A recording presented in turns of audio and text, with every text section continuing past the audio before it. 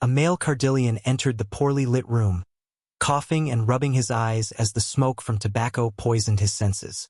"Inspector Rakshan, you are finally here," said a fat and old Griogurian while inhaling from his cigar. "Good evening, Captain Kentucky.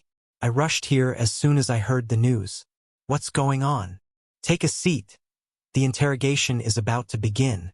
On the other side of the tinted glass, there was a Griogurian female sitting alone, silently, seemingly terrorized. She has an open mouth ever since they brought her in and was hugging the rusty desk lamp as if it was her most precious possession. What happened to her? Apparently she is a member of the White Alley. Really? I didn't know there was a raid planned, said the young inspector, very surprised. Actually, she just surrendered herself. We don't know why or what happened. She just showed up and begged us to get her away from here. I guess some sort of war is happening in the criminal underworld, commented the captain. The interrogation is about to begin. From the door, 2 officers entered the interrogation room. After calmly arranging piles of paper and recording devices, they sat down on one side of the metallic foldable table, opposite from the woman. Ma'am, are you there?" asked one of the interrogators. She didn't even raise her eyes. After taking a closer look, Rakshan murmured to himself. Scared? Unresponsive? No external or internal injuries, but elevated heartbeat and altered mental state. She is also holding that lamp. Maybe she intends to use it to defend herself. The inspector leant forward and spoke into a microphone. "Try to take the lamp." Hearing the command through her earpiece, the female officer stood up and tried to reason. "Ma'am, don't worry, you are safe here. You can let go," said softly. She did not reply, but hugged the lamp even tighter and turned away from the policewoman, her pupils dilating and her body trembling at the mere thought of letting go. The officer got closer and insisted. "No, please. They will get me. They will kill me. Please, please. Take me away. I need to leave the city. No, I must leave the planet." Everyone was surprised at her reaction. No matter how powerful the organized crime was, there was no way they could get to her now. Not here, in the district's biggest police station. Something felt strange. Something felt wrong. Rakshan spoke again on the microphone. Pressing a red button, he forced his voice through the speakers.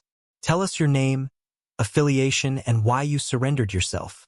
The woman was not listening. She just kept repeating that they were after her, that it was all over. It took several minutes until the officers managed to calm her down and make her talk. I am... Well, in Galactic Standard my name would be something like Pandora." They had to calm her down again as she started stuttering random sentences after these few words. "The White Alley, a large underworld institution that specializes in entertainment.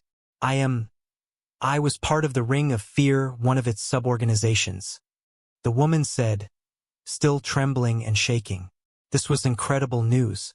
The police knew very little of the intricate workings of the criminal empire, and even less about the rumored Ring of Fear. "We have extensive information about your group. We would like to hear what you have to say. In exchange, we will help you as best as we can." Tried to bluff Captain Kai to extract a confession. It was not necessary. She immediately told everything she could. "Yes, I'll tell you everything. Just get me out of here." The 2 agents inside nodded at the black glass and prepared themselves to record the statements. "The Ring of Fear is founded by rich individuals to appease the twisted desires of some of the wealthiest of society.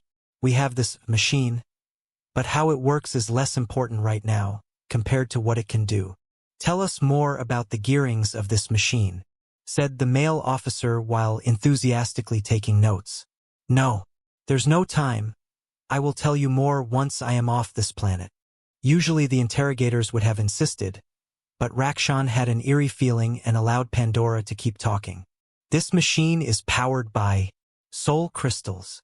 On the other side of the glass, the police captain was furious at the level of disrespect they had for the dead.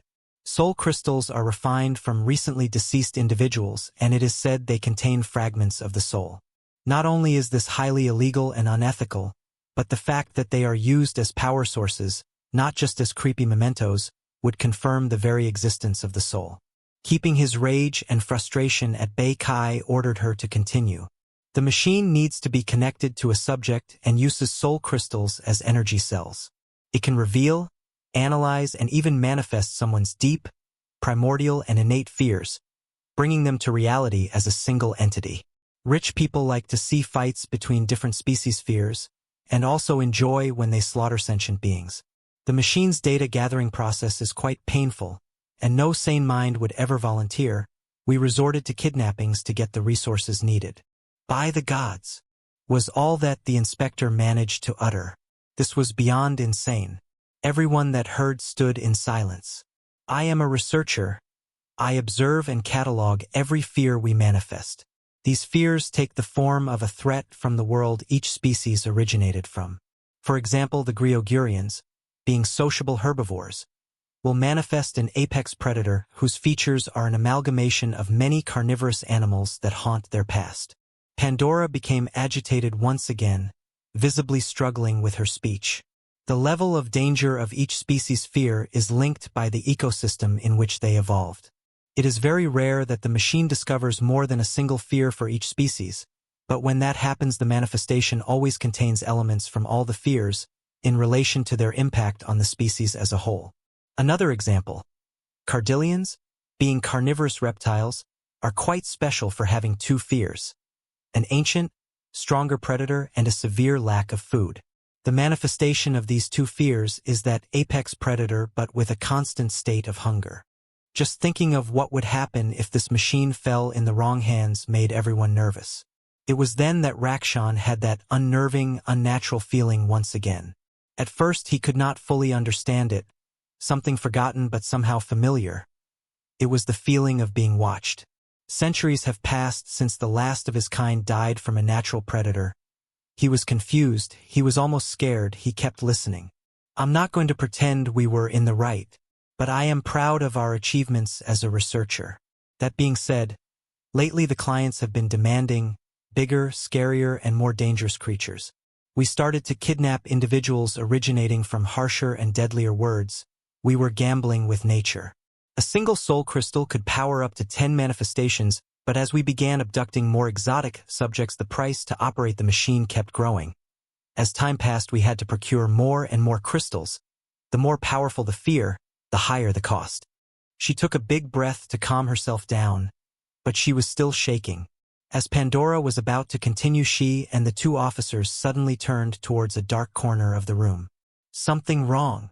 asked the captain. "Yes, sir. I swear we heard something strange from there," hesitantly said both officers. "We heard and saw nothing from here. Besides, we are deep underground with several layers of security. There's nothing to worry about," he replied. "Please continue," said the young inspector. Tightening her grip on the lamp even more, she hesitantly resumed her story. We made a mistake." She made a long pause. "What mistake?" impatiently asked Rakshan. "To appease our clients, we kidnapped a human." "Human?" asked the old captain to the inspector. "A newly discovered species. They entered the galactic community just 7 years ago, and recently joined the coalition in their war against the Union.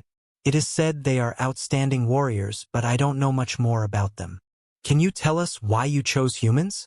spoke into the microphone. "A human would be a novelty, the only known sapient species from a death world. We kidnapped a young female in her early 20s. After analyzing and studying her, we were astonished and somewhat alarmed. She hardly spoke, her voice trembling and shaking. The officers took some good effort to make her break the silence again. The machine, after studying the contents of her species' subconscious, only returned one word. Not the usual fears found, one, or the occasional two. Everyone was on the edge of their seats. It read error. No matter how many tries, reset, or updates we attempted, the message was always the same. My colleagues, euphoric at the prospect of making enough money to buy our freedom, urged me to keep going. This was a mistake, a big mistake. The lights in the room flickered. It was strange, very strange. Everyone expected Pandora to throw a tantrum, but she was just immobile, scared, just wanting to finish the confession and leave the planet. After revealing the number of fears, the machine usually analyzes them, displaying them into words we can read. Not this time. This time the word was impossible. Fuck. I didn't even know the program could give that reply. She was about to stop again. The captain preceded her. Keep going. Lastly, before manifesting the fears, the machine gives them a name. Names are not unique to each species, so for context, many manifestations have just the name predator. When we ordered the machine to name the human's fears, the screen was just blank. We thought it was broken since the entire display was empty, as if turned off. It was then that I asked my fellow researchers to stop this madness, saying that we were going too far, going too deep. Everyone laughed at me. They called me a coward and joked they would not share the reward money if I left. Every police officer held their breaths. I was too scared. I looked at the containment chamber that would hold this fear. It never failed us, never even cracked, never let us down. But somehow I had a feeling that this time would be the first and last. I unhooked the unconscious human from the machine and ran out. Nobody stopped me. Why would they? The files and data were already in the machine, and they were too blinded by greed to care about what I would do next. The lights flickered again in the interrogation room, this time for longer. Once the lights came back, a large visible bruise could be seen on Pandora's neck. It was not there before. Everyone froze in silence, in terror. From her eyes, tears wet the dry cheeks. Motionless, as if immobilized, she kept speaking, while sobbing. All I remember was my coworkers loading 7 soul crystals and laughing at the blank screen while pressing the manifest button. It was not broken. The whole screen was not blank. It was black. The lights went out everywhere. Rakshan instinctively grabbed the captain's lighter from the desk. In the dark he felt observed. There was nothing in their room, but on the other side of the glass, barely illuminated by the feeble emergency light, they saw something. Something monstrous but impossible to describe was lurking around Pandora and the 2 officers. The light came back after what looked like infinite seconds. There was nothing. But the 3 on the other side were covered in bruises and scratches. Help! Please! They are here. They will kill me. Tell us more so that we can help, shouted the inspector over the comms, more interested in his safety rather than hers. As soon as they pressed the button, the whole laboratory was engulfed in an impenetrable darkness. The human I was carrying a moment earlier was nowhere to be seen. The lamps were acting strange. They were not illuminating around them at all. They were on, for sure, but light itself seemed broken. I lit a fire and even the flames looked oppressed. It was as if a thick black fog surrounded us. I could not see 5 meters in front of me, but from the darkness, I heard them. It was terrifying. Roars and calls from unknown predators. Sounds of natural catastrophes from the most inhospitable of words, such as lightning, tornadoes, and volcanoes. And things I did not recognize, nor dare to know. Even silence was frightening beyond reason. As she was speaking, the lights flickered again, just for a split second. Once they came back, the male officer was no longer in the room. I stumbled upon a researcher I knew, and we ran together towards the exit. Then out of nowhere he just fell out of my sight. Not to the ground, but in an endless crevasse that materialized out of nowhere. I've walked that corridor countless times in my life. There never was a hole there. I called out for him, but my attention was diverted as I heard the sounds of an avalanche getting closer in the darkness. As I looked back, the ravine was no longer there. There was just the floor, nothing else. The lights played the same wicked game. This time the female officer disappeared.